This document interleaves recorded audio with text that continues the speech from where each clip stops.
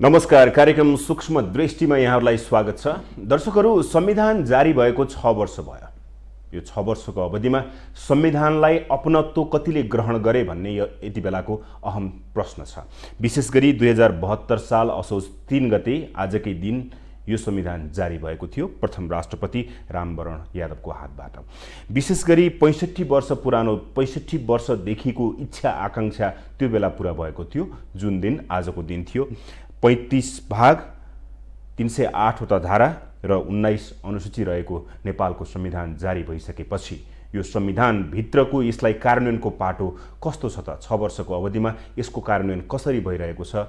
वितृष्णा पनि छ। वितृष्णा हुँदाहुँदै पनि यो आफैमा संविधान पूर्ण छ भनेर व्याख्या गर्ने पनि एकतिर छन् भने एकतिर संविधान अझै अपुरो छ भन्ने पनि एकतिर छन्।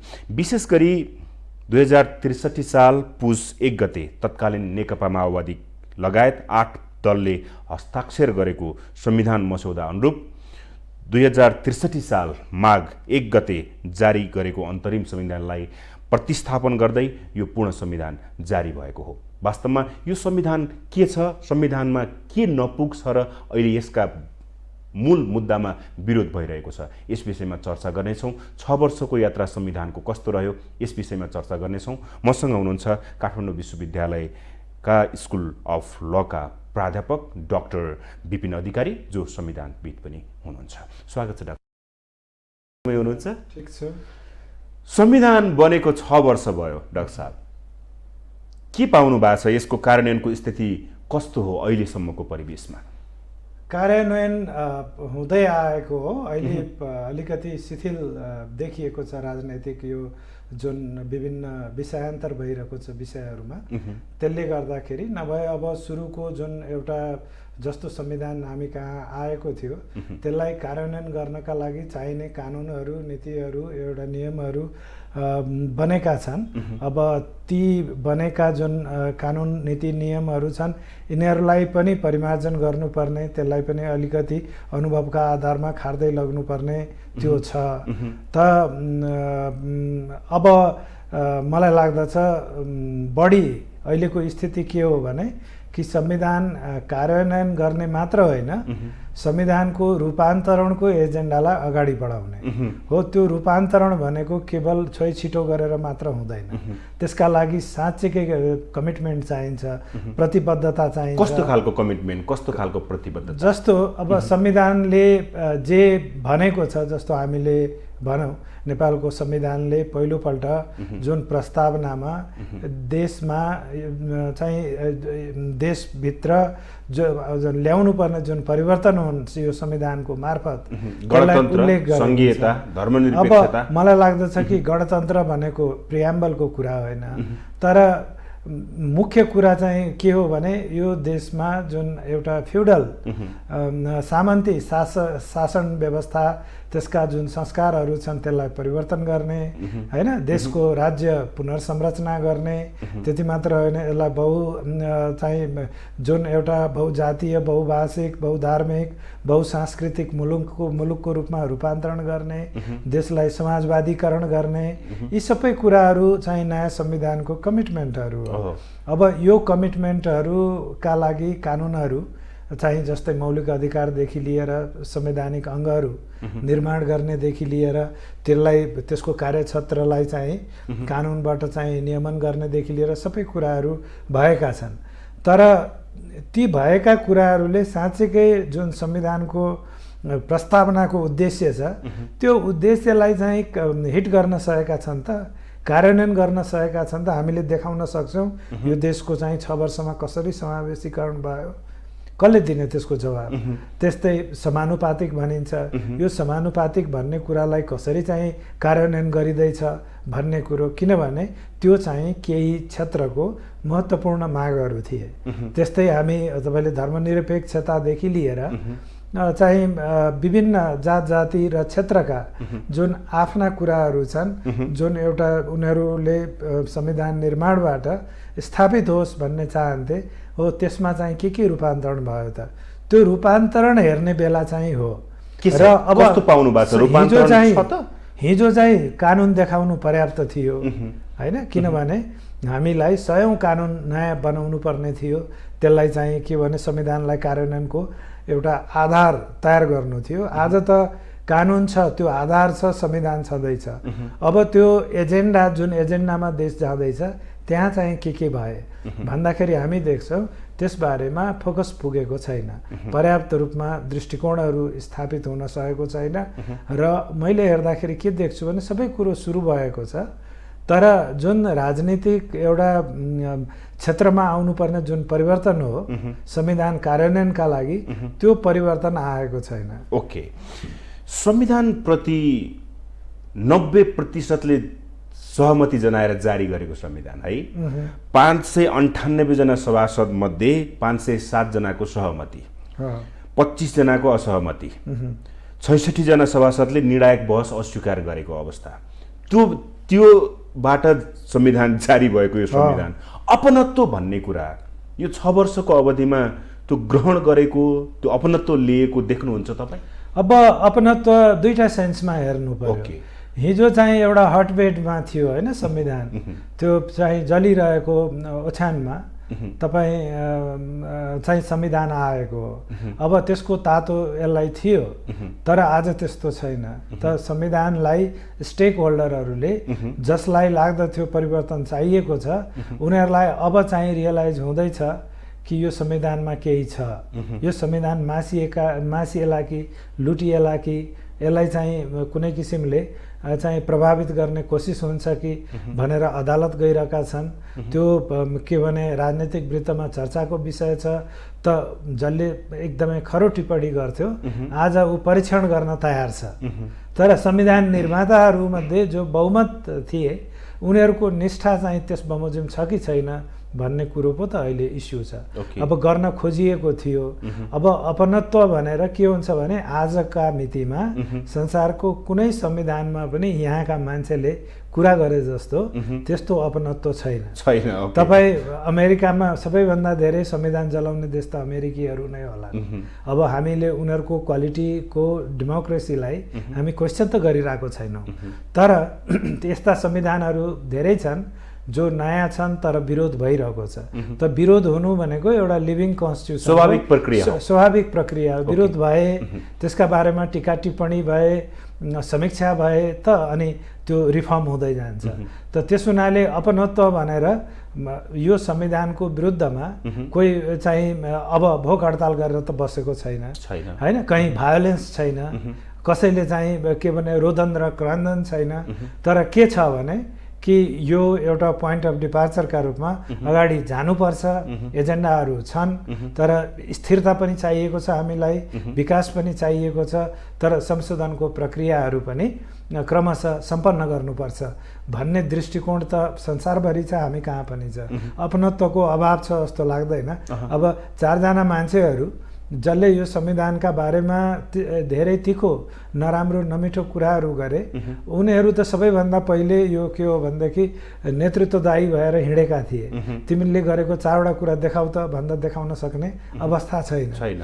त त्यस्तो होइन कि हामी आम मान्छेको मुड हेर्नुभयो भने सबै मान्छेमा एउटा आशा भरोसा र चाहिँ राम्रो होस् भन्ने चिन्तन देखिन्छ। त्यसैले मलाई अपनत्वको समस्या देख्दिनँ म। तर यहाँनिर आउँदाखेरि संविधानप्रति केही त अरुचि त देखिएको छ नि त, यसका मूल मुद्दाप्रति अरुचि देखिएको छ। यसले जोखिम न्यून्याउन सक्ने सम्भावना कतिको हुन्छ? जोखिम त अब छैन। हेर्नु, यो संविधान भनेको कम्प्रोमाइजको डकुमेन्ट हो। त संविधान जहिले पनि, जुनसुकै संविधान पनि, जतिसुकै राम्रा मान्छेले बनाए पनि त्यो चाहिँ एउटा प्रक्रियाबाट त्यसलाई अनुमोदन गर्नुपर्छ। अनि अनुमोदन गर्दा बहुमत र अल्पमत भन्ने कुरो आउँछ। अनि त्यसपछि र बहुमत जोसँग छ उसले अल्पमतलाई कसरी चाहिँ नेभिगेट गर्छ, त्यो धेरै महत्त्वपूर्ण कुरा हो। जोसँग चाहिँ अल्पमतको चाहिँ तीव्र आलोचना गर्ने क्षमता छ, त्यस्तो किसिमको दृष्टिकोण छ, उसले पनि अब सडकमा चाहिँ गर्ने एउटा कुरा भयो। तर प्रभावकारी रूपमा चेन्ज गराउनलाई त बहुमतसँगै काम गर्नुपर्छ। अनि त्यो बहुमत र त्यो अल्पमत हामीले हेऱ्यौँ भने अहिले काम गर्नका लागि बरु जो चाहिँ टिप्पणी गर्दथे उनीहरूमा निष्ठा बढी देखिन्छ, जससँग क्षमता थियो उनीहरू चाहिँ कमजोर देखिएका छन्। अनि त्यसको कारण विभिन्न छन्। अब संविधान आफै होइन, मलाई के लाग्दछ भने संविधान जस्तो भनौँ कि हामी अब कतिलाई चाहिँ संविधान चाहिँ एउटा जातीय प्रदेशका रूपमा चाहिँ नेपालको सङ्घीयता चाहिएको थियो, अब त्यो पुगेन। कतिलाई हिन्दू राज्य चाहिएको थियो, त्यो पुगेन। कतिलाई राजतन्त्रको निरन्तरता चाहिएको थियो, पुगेन। कतिलाई यो संसदीय व्यवस्था पटक्कै त्यो रुचिको विषय थिएन, होइन, त्यो पनि पुगेन। त हामी के देख्दछौँ भने अनि सबैभन्दा ठुलो इस्यु सङ्घीयता चाहिँ ल्याउनै हुँदैन भन्ने एकदम उग्र चिन्तन पनि थियो र सङ्घीयता भएन भने यो चाहिँ देश चाहिँ हामी आगो लगाइदिन्छौँ भन्ने पक्ष पनि थियो। त एउटा कम्प्रोमाइजको डकुमेन्ट आएको हो। कम्प्रोमाइज भनेको तपाईँको विश्वास आर्जनका लागि हो। आज तपाईँले जे कुरामा कम्प्रोमाइज भयो भोलि त्यो कम्प्रोमाइज स्थिर बिन्दुमै रहन्छ भन्ने छैन। जस्तो सङ्घीयतालाई खप्नै नसक्ने मान्छे पनि आज होइन बिग्रिने रहेछ, अलिक खर्चिलो रहेछ, तर यसलाई हामीले अलिकति परिमार्जन गरेर जान सक्छौँ भन्ने त्यो पोजिसनमा आए नि त। हो त्यस्तै धर्म निरपेक्षताको पनि धेरै विरोधीहरू थिए, अहिले खपिरहेको छन्। कम्तीमा यो त भनिरहेछन् कि हामीलाई भोट देऊ, हामी चाहिँ संशोधन गर्छौँ। भोट देऊ संशोधन गर्छु भन्नुको अर्थ के भने यो संवैधानिक प्रक्रियालाई प्रयोग गरेर हामी संविधानलाई रिफर्म गर्छौँ। त्यसलाई त हामीले खुसी भएर ताली बजाउनुपर्छ, चाहिएको त्यही हो। त्यति भए देशमा रक्तपात हुने थिएन हिजो जस्तो हो। त यस्ता कुराहरू चाहिँ हामीसँग छन्। ओके, संविधानले यहाँ कुरा के आउँछ भने संविधानमाथि साङ्घातिक आक्रमण पनि भयो भन्ने एक खालको टिप्पणी, कार्यान्वयन निराशाजनक छ, थप पुनरावलोकन आवश्यक छ पनि भनिन्छ। तपाईँको नजरमा के देख्नुहुन्छ यसमा? मैले यसो भने पुनरावलोकन गर्नलाई कसले गर्ने? त्यो जो मान्छे बोलिरहेका छन्, हेर्नुहोस् अहिले मधेसीहरूको पनि लिडरसिप छ, होइन, जनजातिहरूको पनि लिडरसिप छ। हजार मान्छे समावेशीकरणको एउटा प्रावधान अन्तर्गत निर्वाचित भएर आएका छन् नि त। कहाँ छन् उनीहरू? के गर्दैछन्? हिजोको स्थिति र आजको स्थितिमा परिवर्तन के भएछ त? नेतृत्वमा यत्रो परिवर्तन आउँदाखेरि हामी हिसाब किताब गर्नुपर्छ। अनि हाम्रा पार्टीहरूको एउटा जुन परिस्थितिमा छौँ हामी देख्दछौँ, हेर्नुहोस् अहिले देश प्रजातान्त्रिक छ, संविधान प्रजातान्त्रिक छ, संरचनाहरू प्रजातान्त्रिक छन्, कुनै पनि पार्टी प्रजातान्त्रिक छैन। यो पार्टी भनेको हामी ट्रेड युनियनको स्तर पनि छैन यी पार्टीहरूको। ट्रेड युनियनले त कम्तीमा हामी मजदुरको एकता चाहिँ कर्म गर्ने मान्छेको एकता राखौँ, चाहिँ एउटा सौदाबाजी गरौँ त भन्छ नि उसले।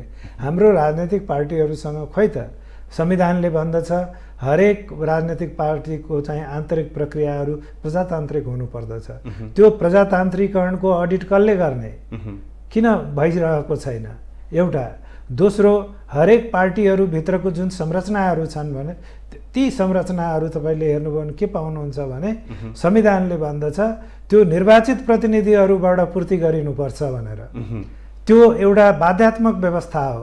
मनोनयनको व्यवस्था त्यो पार्टीहरूको संरचना बनाउनलाई प्रयोग गर्न सकिँदैन। आज कोही पार्टीले त्यो चाहिँ त्यो जुन एउटा संविधानको बाध्यता छ कार्यान्वयन गरेको छ। आज हामी देख्दछौँ त्यो कङ्ग्रेस एमालेदेखि लिएर माओवादीदेखि लिएर समाजवादी चाहिँ जनता समाजवादीदेखि लिएर यो हाम्रो संरचनाहरू प्रजातान्त्रिक छैनन्। अब त्यो दोस्रो प्रश्न हो। तेस्रो, पारदर्शिता छैन। आज देशमा किन भ्रष्टाचार छ भने पार्टी चलाउने जुन हाम्रो चाहिँ बजेट छ कहाँबाट आइरहेको छ, कहाँ गइरहेको छ, पैसा कसैले सहयोग गरेको छ भने कर तिरेको छ कि छैन। भ्रष्टाचारीले पार्टी चलाउन चाहिन्छ? चाहिँदैन नि। पार्टीका मान्छेलाई खानपिनको व्यवस्था गरिदिएर आफ्नो भ्रष्टाचार लुकाउन पाइन्छ? पाइँदैन। अब यो कुराका बारेमा पनि हामीले ध्यान दिएको छैन। अनि 5 वर्षमा एकपल्ट निर्वाचन गरेर निर्वाचन आयोगको प्रजातान्त्रिक जुन एउटा प्रतिबद्धता छ संविधानको पुरा हुन्छ त त्यो प्रजातान्त्रिकरणको प्रक्रियामा पार्टीहरूलाई प्रजातान्त्रिकरण गर्ने त्यो कर्तव्य पनि निर्वाचन आयोगको हो। हामी सबै आयोगहरू हामी राजनैतिक नियुक्ति भएका कारणले प्रभावित भएका छन्। धन्न मान्नुपर्छ हामीले कि यस्तो परिस्थितिमा पनि सङ्लै छन्। अहिले पनि हामी आशा गर्न सक्छौँ, विश्वास गर्न सक्दछौँ कि परिवर्तन होला भनेर। त परिवर्तन तपाईँ संविधान संशोधन कसले गर्ने? यही मान्छेले गर्ने हो जसले आफ्नो क्यारेक्टर देखाउन सकेको छैन, जोसँग आफ्नो क्षमता छैन होइन, जसले 5 वर्षमा हेर्नुहोस् 5 वर्षमा 5 पल्ट काँचुली फेरिसकेको छ। अब उसलाई तपाईँ संविधान छुन दिने? संविधान भनेको त एउटा यस्तो चाहिँ एउटा स्ट्याबिलिटी हुनु पर्यो। मलाई मेरो जनप्रतिनिधिका बारेमा विश्वास हुनु पर्यो कि यी मान्छे आफ्नो दुनो सोझ्याइरहेका छैनन्, हाम्रा बारेमा कुरा गर्दैछन् भनेर। जब त्यो अवस्था छैन भने संविधानमा समस्या होला, तर संविधानलाई संशोधन गर्ने हामीसँग एजेन्टहरू छैनन्। एकपल्ट नेपाली जनताले रिकल आफ्नो विवेकलाई आह्वान गर्नु पर्यो र भोट हाल्दाखेरि विकल्प दिनु पर्यो। त्यस्ता पढे लेखेका मान्छेहरू, क्षमतावान मान्छेहरू जोसँग चरित्र पनि छ, सँगसँगै क्षमता पनि छ र जसले चाहिँ हारेको बाचा पुरा गर्न सक्दछ त्यो मान्छेलाई दिनु पर्यो। हाम्रो जनता कस्तो छ भने उसलाई चाहिँ न्वारानमा नाउँ पनि राखिन्छ, पार्टीको पनि टिको लाए जस्तो गर्छन्। अब चेन्ज हुन चाहँदैन। अनि जुन समाजमा चाहिँ परिवर्तन चाहिएको छ, सबैभन्दा त भोटर परिवर्तन हुनु पर्यो। भोटरलाई लाग्नु पर्यो कि हामीसँग यो 5-6वटा 7वटा जुन राष्ट्रिय ठुला पार्टीहरू छन्, यिनीहरूमा हामी चाहिँ कम्पिटिसनको भावना राख्दछौँ। यिनीहरूमा राम्रा मान्छे पुगुन् र त्यो राम्रा मान्छे हाम्रा मान्छे होइन जसले नेतृत्व लिन सकोस्, अनि संविधान चेन्ज गरे पनि हुन्छ। हेर्नुहोस् अहिले सरकार बन्यो, हामी नयाँ सरकार आयो नि, त्यो वैकल्पिक सरकार। हिजो प्रधानमन्त्री केपी ओली विरुद्ध प्रशस्त नाराबाजी भयो, विभिन्न किसिमका क्रियाकलाप भए। अब वैकल्पिक सरकार त त्यो सरकारभन्दा राम्रो आउनु पर्यो। यहीँनिर आउँदाखेरि संविधान कार्यान्वयनको पाटोमा त्यहीँनिर म जोड्न खोजेको छु। राजनीतिक दलहरूले अघि भन्नुभयो कि 2 पटक संविधान विघटन भयो, संसद विघटन भयो, प्रतिनिधि सभा विशेष गरी 2077 पुस 5 गते अनि जेठ 7 गते, 78 को जेठ 7 गते। कार्यान्वयनमै राजनीतिक दलहरू फेलियर भएका हुन्। हो, यो के हो भने फेलियर भएको हो। जस्तो हामीसँग एउटा स्टेबल गभर्मेन्ट थियो र त्यो बलियो पनि थियो र केही निश्चित तपाईँको मुद्दाहरूमा आधारित पनि थियो। त्यो केवल चाहिँ के हो भने चेन्ज मात्र होइन, त्यसमा एउटा प्रिन्सिपल्ड चाहिँ चेन्जका आधारहरू थिए, तर त्यो सरकार चल्न सकेन। त्यो सरकार विरुद्ध जुन षड्यन्त्र भयो त्यो आफ्नै पार्टी र खास गरी माओ पार्टी होइन, चुनावमा नगएको या चुनावमा हारिसकेको या चुनावमा जिते पनि आफ्नो फ्रन्ट लाइनमा आउन नसकेको त्यो क्षुब्ध मानिसहरूबाट आफ्नै पार्टीमाथि के अरे आफ्नै नेतामाथि आघातहरूको कारणले गर्दा केपी ओलीको सरकार गयो। अब हामीलाई थाहा छ कि अब आधारहरू हजारौँ होलान्, तपाईँ घर चलाउने अधिकार त कसैलाई पनि छैन। र यदि प्रिन्सिपल त्यो जुन पोजिसन हो त्यो प्रिन्सिपल हो, यो पार्टी बदमास भएछ यसलाई टुक्राउनु पर्यो भने त्यो प्रिन्सिपलमा टिक्नु पर्यो। जब तपाईँसँग भएको प्रिन्सिपल 2 आनामा बिक्न सक्ने छैन, अनि आफ्ना लागि तपाईँले जब चाहिँ घरमा आगो लगाउनुहुन्छ, खरानी घस्नुहुन्छ, अनि त्यसबाट हामीले बुझ्दछौँ कि यो पद्धति जुन हाम्रो राजनैतिक दलको छ त्यसले काम गरेको छैन। र चुनावमा जुन माओ पार्टीले तपाईँको राजनीतिमा जहिले पनि त्यो ठुलो भूमिका गर्दछ, तर शासनमा सक्रिय हुँदैन। शासनमा सक्रिय भनेको जसले भोट पाएको छ, जितेर आएको छ, जसले संसदीय दल बनाएको छ, उसले शासन चलाउने हो। त्यो पद्धतिमा गएको भए हाम्रो पार्लियामेन्ट्री सिस्टमले राम्रै गर्थ्यो, तर अब हामी भएको मास्यौँ। अनि अब मासिसकेपछि नयाँ जुन विकल्प आयो एउटा कमजोर छ।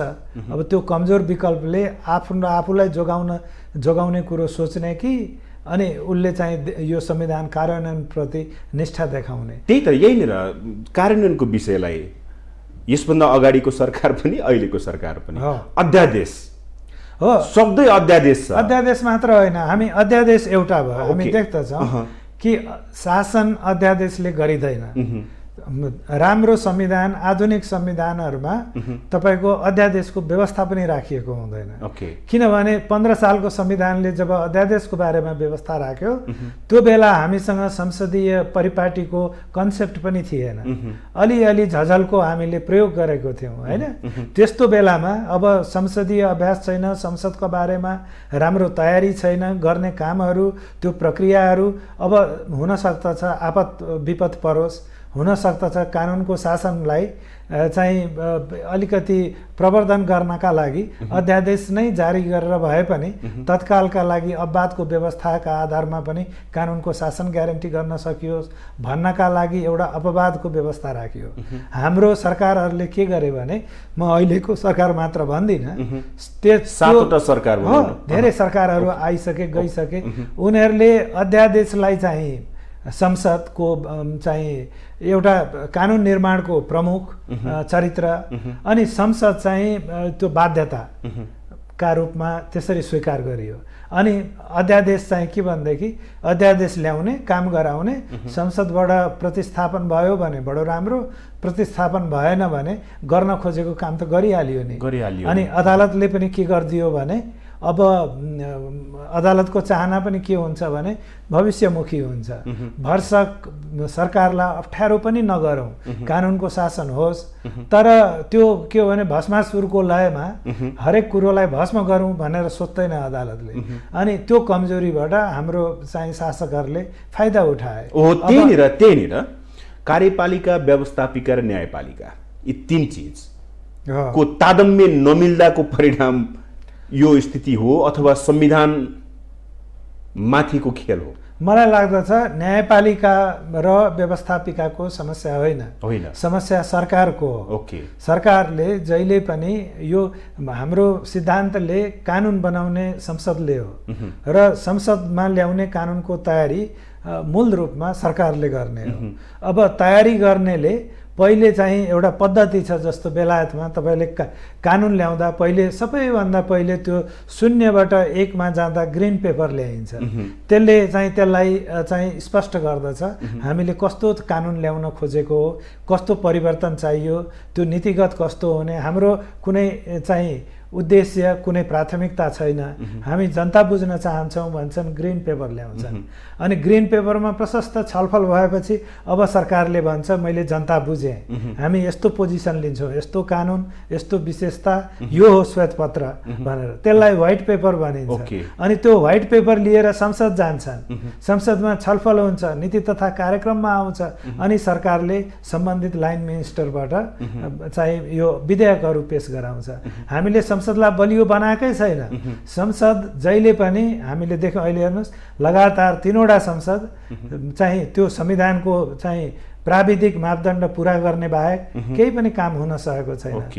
र यही यो किन भइरहेको छ भने कि संसदले असहयोग गरेर होइन, संसदले आफ्नो वास्तविक स्वरूपमा काम गर्नै पाएको छैन। सरकारसँग बहुमत छ नि त, संसद किन राखिन्छ भने कि जुन कुराका बारेमा छलफल गरिन्छ बहुमतले आफ्नो काम गर्ला, त्यो छलफलका आधारमा परिमार्जन गर्ला नगर्ला, तर जति छलफल हुन्छ जनताको हकमा जनतालाई प्रशिक्षित गरिन्छ कि हेर सरकारले कसरी काम गरिरहेको छ भनेर। भोलि भोट माग्न जाँदा भनिन्छ हामीले बोलेको थियौँ संसदमा यो सरकार बदमास छ भनेर, तिमीहरूले भोट चाहिँ उनीहरूलाई दियौ, अब सच्याउ आफ्नो बुद्धि। त्यो एउटा पद्धति हामीसँग छ, तर त संसदलाई त अब कस्तो गरियो भने संसदमा आजका मितिमा पनि 48वटा 50वटा विधेयकहरू छन्, तर विधेयकको आधा आधी चाहिँ तपाईँको अध्यादेशहरू हुन्छन्। अहिले कतिवटा अध्यादेश बदर भएर गए, 11वटा होइन, तर त्यो बदर भएको अध्यादेश अन्तर्गत भएका कामहरू अब सदर हुने सम्भावना हुन्छ। अहिले हामी भन्दैछौँ अब नेपालको सर्वोच्च अदालतले बदर गर्दाखेरि त्यो फ्युचरिस्टिक मात्र हुनु जरुरी छैन, अब चाहिँ त्यो जारी भएको मितिदेखि बदर गर्ने, किनभने हामी जति जति चाहिँ सरकार अन्द्रिउली हुँदै जान्छ अब अदालतले आफ्नो उपचारलाई कडा बनाउँदै लानुपर्छ। अब त्यो के भनेदेखि सरकारलाई सुविधा दिनु जरुरी छैन, किनभने यो सच्याउने अवस्थाहरू हामी कहाँ एकदमै कम हुँदै गए। पार्टीहरू डेमोक्रेटिक छैनन्, पार्टीहरू नेपालको विकल्पका रूपमा आएका छैनन्। हामीसँग छनौट छ। तपाईँ भनौँ न, मैले तपाईँलाई चाहिँ के छ भने तपाईँको रोगको इलाज गर्नलाई चाहिँ 7 थरी ओखती चाहिन्छ।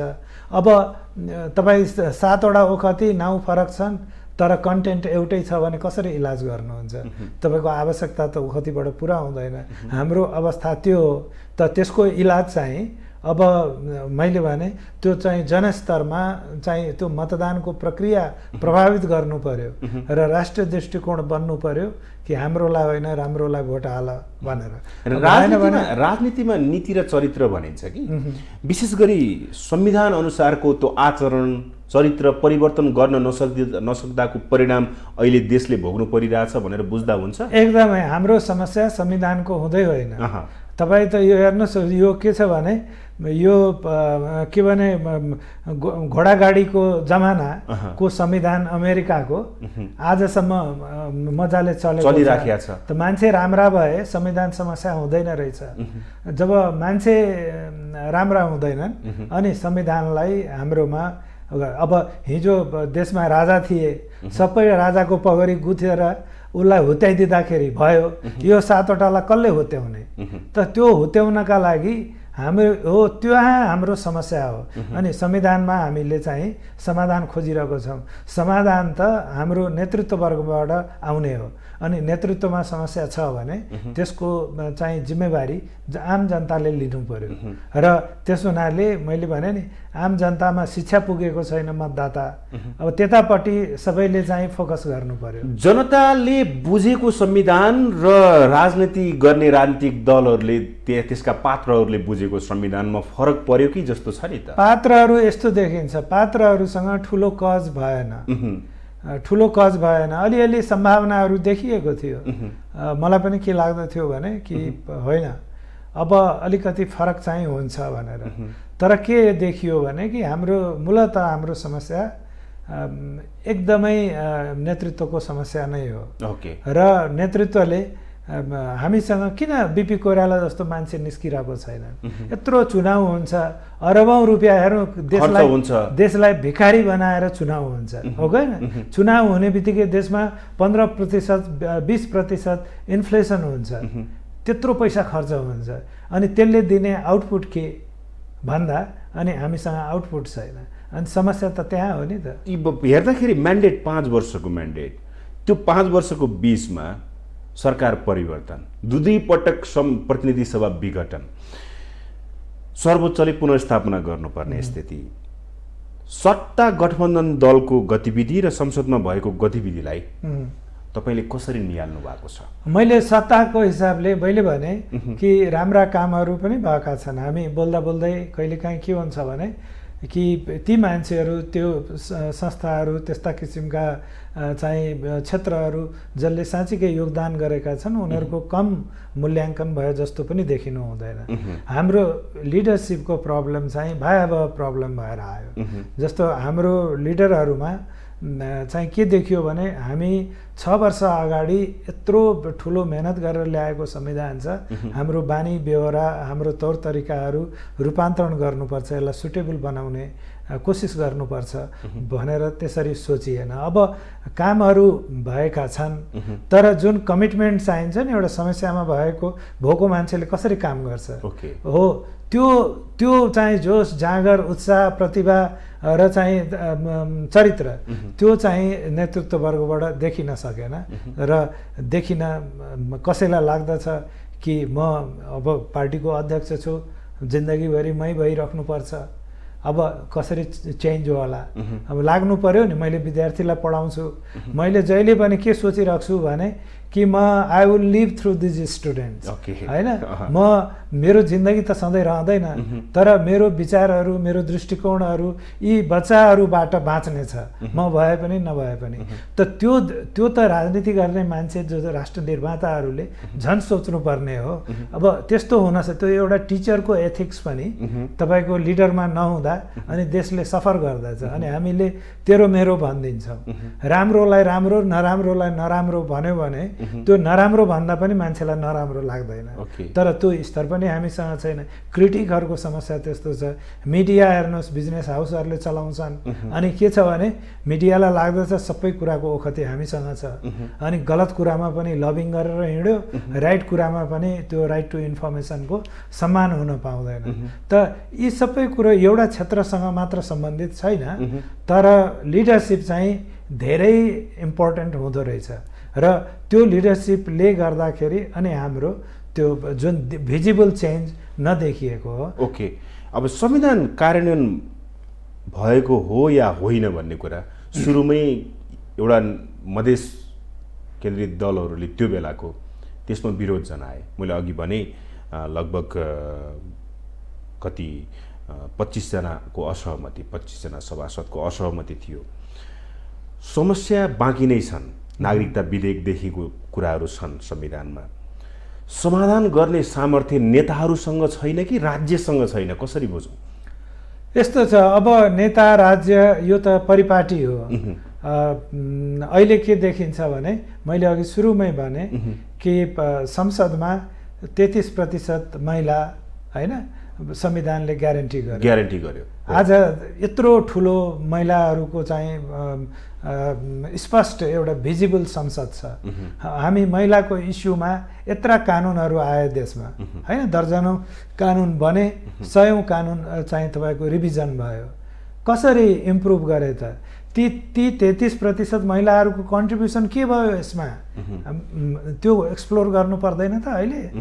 हामी जस्तै दलितहरूको कुरा गऱ्यौँ, हामी हो दलितहरूको रिप्रेजेन्टेसन जनसङ्ख्याका आधारमा पुगेको छैन, मधेसीहरूको पुगेको छैन। इभन जनजातिहरूमा पनि कति जनजाति अगाडि छन्, कति पछाडि छन्। तर अब हामीले जो जति आर्जन गरेका छौँ त्यसको आउटपुट के हो? त्यो आउटपुट हेर्नु पर्दैन? हामी एउटा हेल्पर अफिसमा राख्नु पर्यो भने 4 पल्ट इन्टरभ्यू लिन्छौँ, हो कि होइन? र एकदमसँगले 25 पैसाको गाग्रो किन्नु पर्यो माटोको भने पनि ठटाइ कानमा राखेर यो चर्केको आवाज निस्कन्छ कि निस्कँदैन भनेर बुझ्न खोज्छौँ। अनि यो पद्धतिलाई नहेर्ने त अनि त्यो चाहिँ महिला भएको कारणले बिर्ता पाएको हो र अनि त्यो जनजाति, दलित या मधेसी या चाहिँ पछाडि परेको समूहहरूको कारण त्यसले बिर्ता पाएको होइन। त्यो त लिडरसिप किन दिएको भने कि you will work for this agenda. तपाईँले त्यसमा परिवर्तन ल्याउनुहुन्छ अनि परिवर्तनको जुन व्हिल छ हामीले बुद्धको व्हिल सम्झिँदा हुन्छ। त्यो आउटपुट संविधानले दिँदै पनि भएको अवस्था त्यो छैन। हामीसँग नेतृत्व भएन। हामी के खोजिरहेको छौँ भने यसलाई बढाऊ, 33 होइन 50 गर भनिरहेको छौँ होइन। तर यो 33लाई अप्टिमाइज गर। यदि हामीसँग सब्सटेन्सियल लिडरसिप हुने हो भने कतिवटा नेपालका लिडर बराबर एउटा बिपी कोइराला भन्न सक्नुहुन्छ? छैन नि त। न झ्याली छ, न आफूले बनाएको पार्टी पनि आफ्नो एजेन्डामा छैन। तर त्यो मान्छे किन यत्रो चर्चित छ आज पनि? केही त होला नि त। हो, त्यो सब्सटेन्सियल लिडरसिपलाई खोइ ध्यान दियौँ। समानुपातिक भनौँ, अब समानुपातिकमा कस्ता व्यापारीहरू आउँदैछन्, उद्योगपतिहरू आउँदैछन्। उनीहरू नआउन् भनेको होइन, तर व्यापारी उद्योगपतिले आफूलाई जनस्तरमा प्रतिस्पर्धामा लैजानुपर्छ होइन। आफूलाई नाङ्गो सर्वाङ्ग देखाउनुपर्छ, मलाई भोट देऊ, मेरो पैसाले तिमीहरूका लागि प्रयोग हुन्छ भनेर। यो चोर बाटो आउने होइन। त्यो बाटो त त्यसका लागि हो जसको प्रतिनिधित्व पुगेन, जसलाई चाहिँ यो इतिहासले ठग्यो, जसले चाहिँ अवसर पाएनन्। अब त्यो अवसर जसलाई हामीले दियौँ के गरिरहेको छन्? उनीहरूबाट पाएको आउटपुट के हो? त्यतापट्टि सोचिदियो भने अनि यही 33%ले पनि दिग्विजय गर्न सक्दछ। हामी जनतालाई के छ भने हरेक मान्छे कमारो हुन रुचाउँछ। नेपालीको राष्ट्रिय चरित्र कस्तो कमारो हुन रुचाउँछ भने कि मेरो पार्टी यो हो, मेरो नेता यो हो, म यसको कमारो हुँ। झोले भनौँ न। अब हो, अब त्यो झोले त यस्तो झोले भन्दाखेरि झोला बोक्नेहरूको इज्जत जान्छ, भन्दिनँ झोले। तर कमारो भन्नु त त्यो के देखियो भने कि मसँग व्यक्तित्व छैन, विचार छैन, म पशु हुँ, पशुवत हुँ र पशु जे भन्छ म त्यो मान्छु भन्ने। त झोले भन्दा त लेबरको डिसरिगार्ड होला, म त्यो भन्दिनँ। त यस्तो परिस्थिति छ र अनि यो परिस्थितिबाट हामी अनि जुन कुरा गर्छौँ, हो संविधान संशोधन गर्नुपर्छ, तर संशोधित त्यही संविधान त्यहाँनिर म आउँछु सर, त्यहाँनिर म आउँछु। जस्तै अहिले विशेष गरी असन्तुष्टका माग सम्बोधन गर्ने, संविधान पुनरावलोकन गर्नुपर्ने समय आएको अवस्था हो त अहिलेको अवस्था? होइन, गर्न ती कुराहरू स्वचालित रूपमा हुन सक्दछन्, तर त्यो गर्न सक्ने क्षमता त्यो नेतृत्वले गर्ने हो। यस्तो हामीसँग इन्लाइटेन्ड लिडरसिप हुनु पर्यो जसले यी सबै कुरालाई बडो राम्रोसँग सम्पन्न गर्न सकोस्। हाम्रो अवस्था त्यो छैन। मुडे बलले त 2 वर्ष लाग्ने संविधान 7 वर्ष लाग्यो। त्यो मुडे बलबाट परिवर्तन हुँदैन। परिवर्तनका लागि एउटा विवेक, मान्छेको विवेक खोल्नुपर्छ, अनि त्यो खोल्नलाई हामीसँग पात्रहरू छन् त। अनि यो पद्धतिले अस्थिरता गर्ने हो, अनि अस्थिरता गराउने एलिमेन्टहरू छन् नेपालमा, अनि उनीहरूलाई लाग्दछ कि हामीले त आर्जनै गरेका छौँ नि, यो संविधान हाम्रो इस्यु नै होइन, र यो संविधानको ठाउँमा संसारको लागि तपाईँलाई बेस्ट लागेको संविधान ल्याउनु भयो भने पनि उसको एजेन्डा त त्यहाँबाट हराउँदैन। उसले के चाहन्छ भने उसले गर्न खोजेको कुरो भइरहेको छ कि छैन। आवरणका रूपमा कहिले संविधानलाई इस्यु बनाउँछ, कहिले नेपालको कुनै स्पेसिफिक इस्यु चाहिँ एजेन्डालाई बनाउँछ, कहिले जातलाई बनाउँछ, कहिले धर्मलाई बनाउँछ, कहिले राजालाई बनाउँछ, होइन? त्यो हामी देख्यौँ नि त। अब यत्रो संविधानमा 7 वर्ष लगाएर हामीले संविधान बनायौँ। त्यो आवरणमा खेल्ने परिपाटी, आवरणमा खेल्ने परिपाटीले संविधानमाथि नै थ्रेट छ भनिन्छ नि। मलाई यस्तो छ, संविधानमाथि अब भिजिबल थ्रेट हामी देख्दैनौँ, किनभने स्टेक होल्डरहरू धेरै छन्। त्यो आँट गर्ने नहोला, पछाडिबाट प्रहार गर्नु त्यो त भइरहेकै छ, होइन?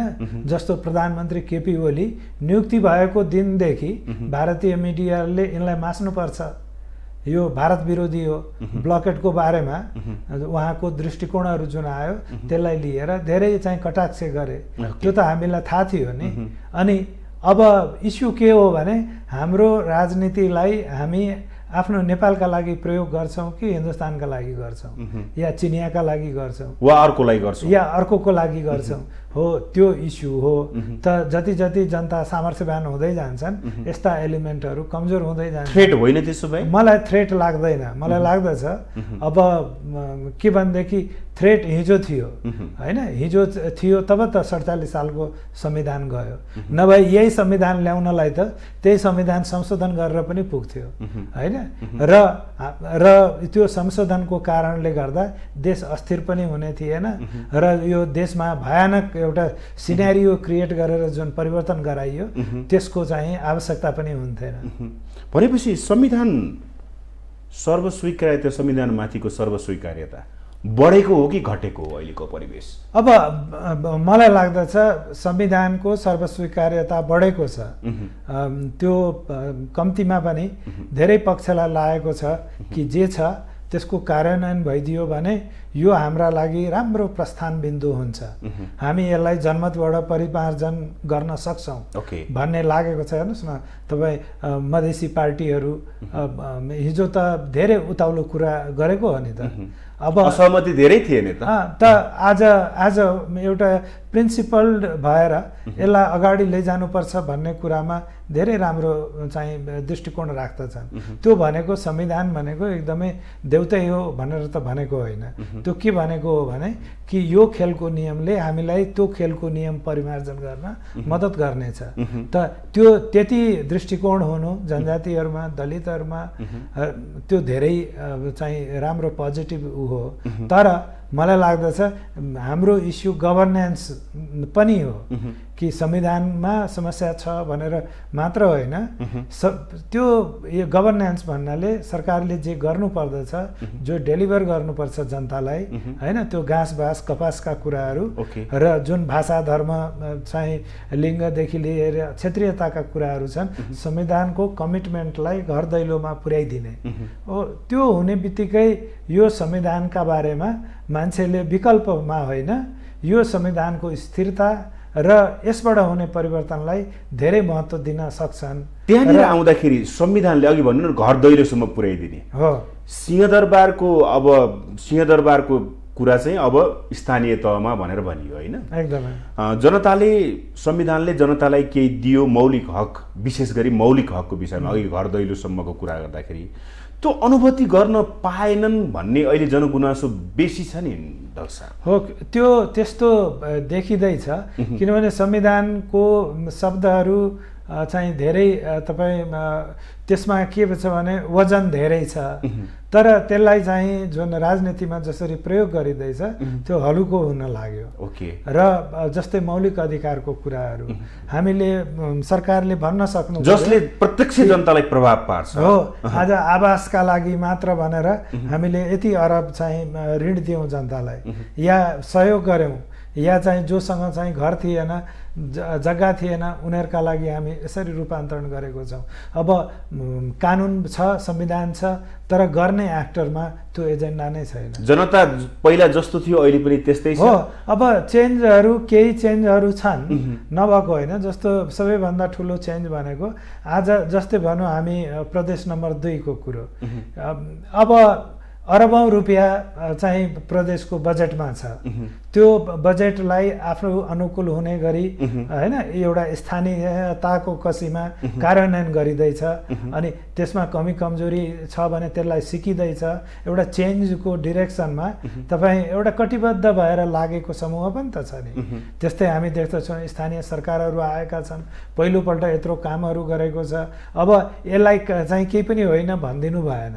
तपाईँ 20 वर्ष चुनाव नहुँदा र अहिले उस्तै छ त छ। जनता इम्पावर्ड भएको छ, सशक्तिकरण भएको छ, त्यति भएको छैन जति संविधानको वजन छ। त्यो वजनसम्म ल्याउनलाई प्रयास गर्नुपर्छ र त्यो प्रयास माथिबाटै सुरु हुनुपर्छ। अब यहाँनिर आउँदाखेरि प्रदेशको अधिकार संविधानमा सङ्कुचित भयो, एउटा कुरा। बन्नुपर्ने कानुन बनेनन्, सङ्घले अवरोध गर्यो, प्रदेशले किन काम गर्न सकेन, सङ्घले यसबारेमा जवाफ दिने अवस्था हो कि होइन अहिलेको अवस्था? अब हो, एकदमै हो, तर अब स्थिरता हरायो। अब जवाफ आफ्ना लागि दिइन्छ। हामी त 4 जनाको सरकार छ हामीसँग, हो कि होइन? अब के अरे फन्डामेन्टल्सको हिसाबले उबेला श्री 5 को सरकार बनिन्थ्यो। अहिले नेपाल सरकार, अहिले अब हामीसँग त्यो 4 को सरकार पनि चाहिँ बल्ल बल्ल चाहिँ धानिएको छ। त कसरी जवाफ दिइन्छ? एउटा बलियो सरकार जसको चाहिँ के भनेदेखि त्यो आफ्नो क्षमता मात्र होइन, दिमाग पनि दुरुस्त छ, त्यसले शासन गर्नुपर्छ, उसले चेन्ज ल्याउँछ। अनि हरेक जुनसुकै बेला पनि आफ्नै अस्तित्वको लडाइँ लड्नु पर्यो सरकारले भने उसले कसरी झ्याल बाहिर हेर्ला? त्यो हेर्न सकिने अवस्था अहिले छैन। मलाई लाग्दछ त्यसैले मैले भन्छु कि निर्वाचन गर्नु बाहेक अर्को विकल्प नै छैन अब। तर अब चेन्जको जुन इस्युहरू छन् हो त्यसलाई निर्वाह गर्नका लागि नयाँ इलेक्सन, नयाँ म्यान्डेट चाहियो र यो पुरानोले हुन सक्दैन। अहिलेको अवस्था त्यस्तो अप्ठ्यारो छ। अब तपाईँले चुनावको कुरा गर्नुभयो। अब संविधान 2007, 17, 36 जनमत सङ्ग्रह, 46, 47 हुँदै 62-63 को आन्दोलन पछिका संविधान, अन्तरिम संविधान, त्यसपछिको संविधान 72 सालको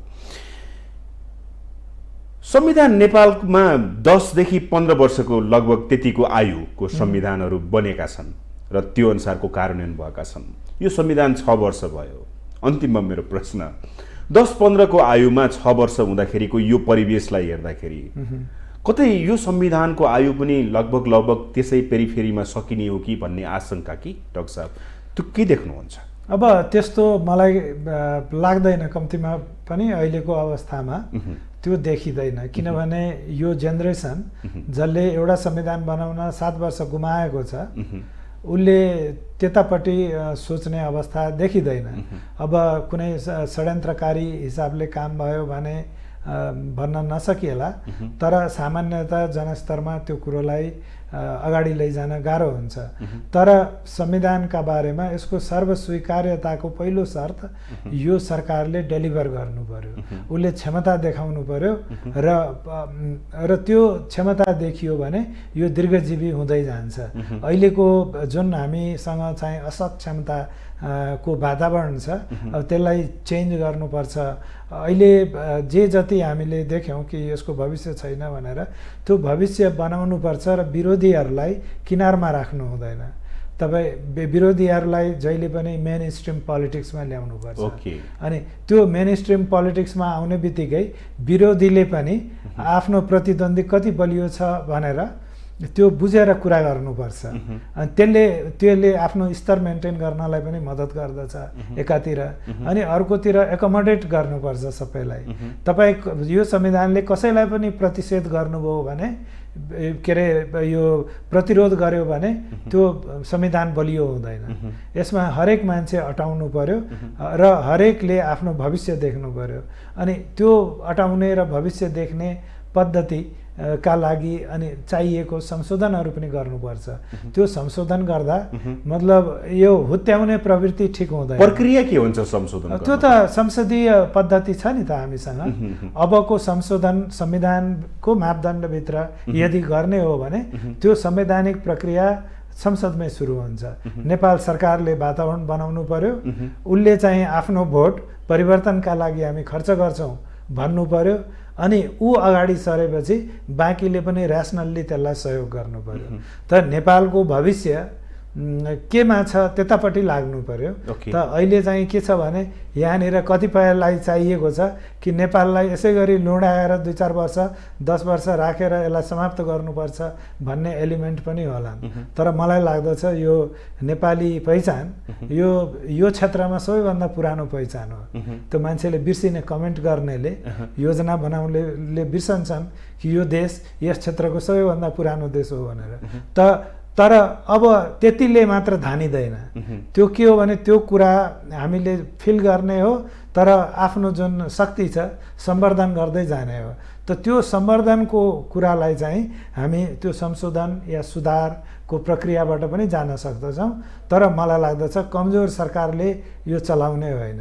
अन्त्यमा तपाईँ संविधानविद पनि हुनुहुन्छ, कानुनको विद्यार्थी पनि हुनुहुन्छ, संविधान राम्रोसँग बुझ्नु भएको पनि छैन। आम जनतालाई, राजनीतिक दललाई र राज्यलाई के भन्न चाहनुहुन्छ? मलाई लाग्दछ हामीले राजनैतिक दलहरू र निर्वाचन आयोगको भूमिकालाई धेरै अवमूल्यन गरेका छौँ। अब मेरो यो 6 वर्षको चाहिँ फाइन्डिङ के हो भने कि हाम्रो पद्धति राजनैतिक दलहरूको सुधार बिना हामी राम्रोसँग त्यसले रिटर्न दिन सक्दैन र त्यसका लागि सबैभन्दा स्वतन्त्र र निष्पक्ष भनेको निर्वाचन आयोग छ, जोसँग क्षमता छ, संविधानले भरथेक गर्दछ। उसले आफ्नो स्वतन्त्रता र निष्ठा चाहिँ यसका लागि प्रयोग गर्नु पर्यो र पार्टीको चाहिँ डेमोक्रेटाइजेसन, पार्टीको समावेशीकरण र पार्टीको जुन एउटा चाहिँ लाभहानिको जुन हिसाब छ त्यो चाहिँ पारदर्शी बनाउनतर्फ लाग्नु पर्यो। त्यो हुने बित्तिकै के हुन्छ भने हाम्रो राजनीति सुधारिन्छ र योग्य मान्छे र सबैभन्दा यो सम्पन्न गर्न पनि भोटर एजुकेसन चाहियो। आम मान्छेलाई तिमी कसैको कमारो होइनौ, स्वतन्त्र रूपमा आफ्नो अधिकारको प्रयोग गर र राम्रो मान्छे भए राम्रो देश पाउँछौ। होइन भने अब जसरी हाम्रो विगत गयो त्यसै गरी भविष्य पनि जान्छ भने त्यो संस्था चाहिँ निर्वाचन आयोग हो, त्यसलाई बलियो बनाउनुपर्छ। धेरै धेरै धन्यवाद छ। हस्, धन्यवाद। उहाँ हुनुहुन्थ्यो संविधानविद डाक्टर विपिन अधिकारी। हवस् त आजको लागि सूक्ष्म दृष्टि यति नै। सम्पूर्ण टिमसहित मलाई पनि आज्ञा दिनुहोस्। नमस्ते।